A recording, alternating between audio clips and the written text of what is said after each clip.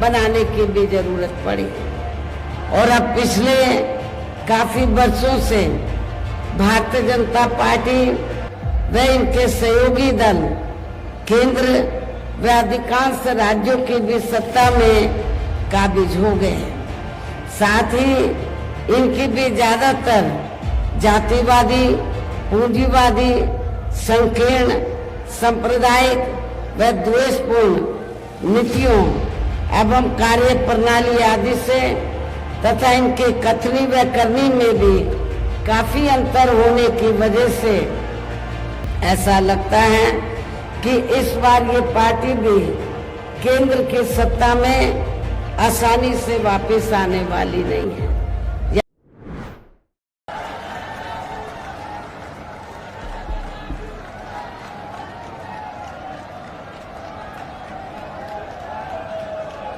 BSP की इस चुनावी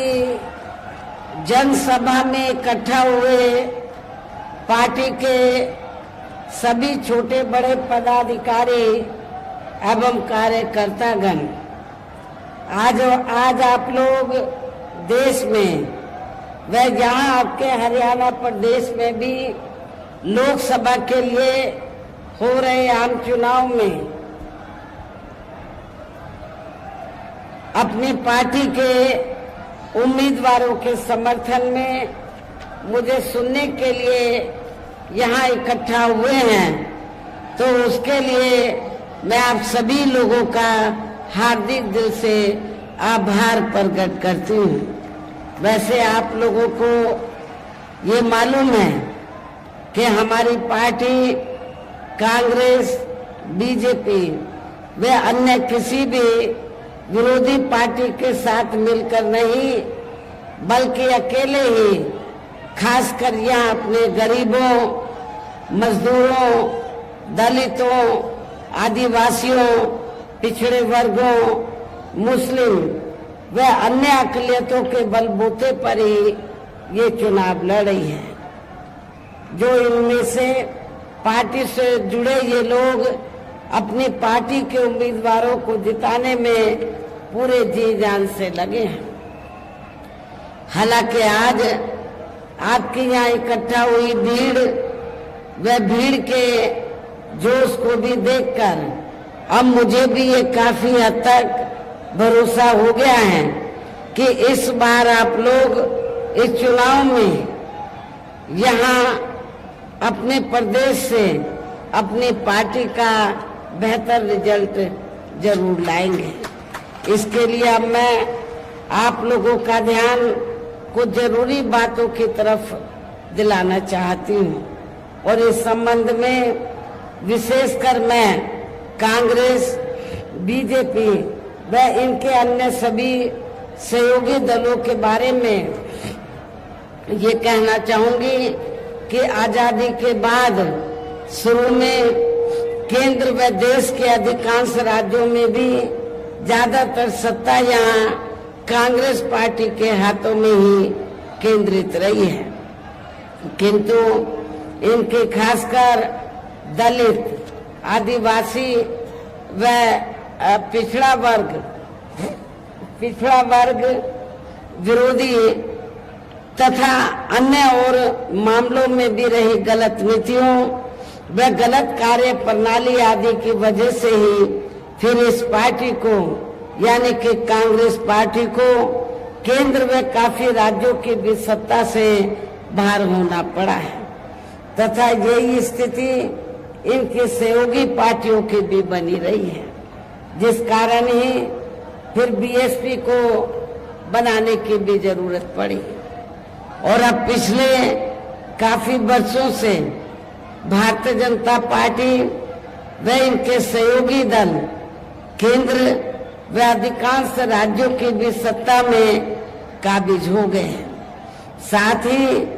इनकी भी ज्यादातर जातिवादी, पूंजीवादी, संकीर्ण, सांप्रदायिक व द्वेषपूर्ण नीतियों एवं कार्य प्रणाली आदि से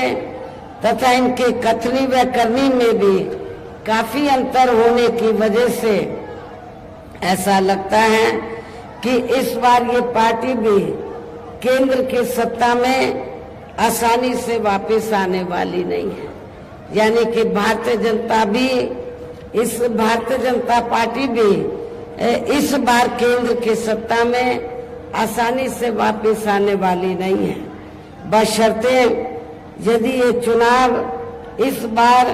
फ्री एंड फेयर होता है तथा आम चर्चा के मुताबिक वोटिंग मशीनों में भी कोई गड़बड़ी आदि नहीं की जाती है। और वैसे भी इस बार चुनाव में इनकी कोई भी पुरानी व नहीं चल रही नाटकबाजी, जुमलेबाजी व गारंटी आदि काम में आने वाली नहीं है, क्योंकि अब देश की जनता काफी हद तक इस बात को समझ चुकी है कि इनकी पार्टी ने अब तक देश के विशेषकर गरीबों, कमजोर तबकों, मध्यम वर्गीय एवं अन्य मेहनतकश लोगों को जो इन्हें अच्छे दिन दिखाने के असंख्य प्रलोभन भरे वायदे किए हैं तथा अनेकों हवाई व कागजी गारंटी भी दी है, तो उनका जमीनी हकीकत में अभी तक भी इन्होंने लगभग 1/4 हिस्सा भी कार्य पूरा नहीं किया है, बल्कि इसके स्थान पर इनका ज्यादातर समय व ताकत भी जहाँ इनके अपने चहेते रहे बड़े बड़े पूंजीपतियों एवं धन्ना सेठों को ही ज्यादा से ज्यादा मालामाल व धनवान आदि बनाने में तथा उन्हें हर स्तर पर छूट देने व बचाने में ही लगी रही है, जिनके अधिकांश आर्थिक सहयोग से ही ये पार्टी व अन्य पार्टियां भी अपना संगठन चलाती हैं तथा चुनाव आदि भी लड़ाती हैं, जिसका काफी कुछ खुलासा बॉन्ड की आई रिपोर्ट से भी हो जाता है। इस संदर्भ में यहाँ मैं ये कहना चाहूंगी, अभी कुछ दिन पहले तो माननीय सुप्रीम कोर्ट ने बॉन्ड के संबंध में जो रिपोर्ट दी है और जो पेपरों में खबर छपी है, तो आप लोगों को ये मालूम है कि बीएसपी को छोड़कर कांग्रेस, बीजेपी व अधिकांश अन्य विरोधी पार्टियों ने इस देश के बड़े बड़े पूंजीपतियों व धन्ना सेठों से बॉन्ड के जरिए काफी मोटी रकम ली है, जिससे ये अपना संगठन चलाते हैं, चुनाव आदि भी लड़ाते हैं। लेकिन बहुजन समाज पार्टी एक ऐसी पार्टी है जिसने 1 रुपया भी किसी बड़े पूंजीपति व धन्ना सेठ आदि से नहीं लिया। इसलिए हमारी पार्टी जब भी चुनाव होता है, संगठन को चलाने के साथ साथ जब भी छोटा बड़ा चुनाव होता है, तो हमारी पार्टी ना तो संगठन को चलाने के लिए न चुनाव आदि लड़ाने के लिए किसी भी बड़े पूंजीपति से, धन्ना सेठ से पैसा नहीं लेती है, ये भी आप लोगों को मालूम है। लेकिन हमारी पार्टी अपने कार्यकर्ताओं के जरिए, मेंबरशिप के द्वारा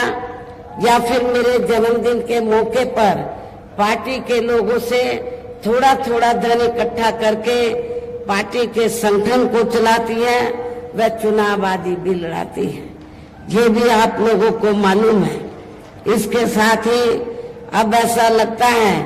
कि कांग्रेस पार्टी की तरह ही बीजेपी ने भी केंद्र के तमाम सरकारी जांच एजेंसियों का ज्यादातर राजनीतिकरण ही कर दिया है। इसके अलावा देश के किसान वर्ग भी वर्तमान बीजेपी की सरकार में शुरू से ही अपनी विभिन्न समस्याओं को लेकर